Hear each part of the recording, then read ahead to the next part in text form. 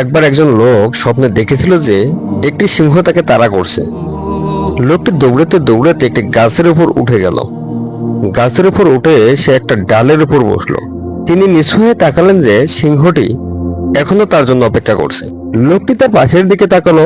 সে যে শাখায় বসেছিল সেই শাখাটিতে দুটি ইঁদুর ঘুরছে এবং ডালটি খাচ্ছে। একটি ইঁদুর কালো এবং অন্যটি সাদা ছিল। খুব শীঘ্রই শাখাটি মাটিতে পড়বে। লোকটি তখন ভয়ে নিচের দিকে তাকালো এবং দেখলো যে একটা বড় সাপ এসে গাছটির নিচে হা করে আছে। লোকটি তখন চারদিকে তাকালো যাতে এমন কিছু আছে যা সে ধরে রাখতে পারে। তিনি মধু শাকের একটা শাখা দেখতে পেলেন, তা থেকে মধুর ফোঁটা পড়ছিল। লোকটা এক ফোঁটা স্বাদ নিতে চাইলো, সুতরাং তিনি মধুর এক ফোঁটা স্বাদ গ্রহণ করলেন।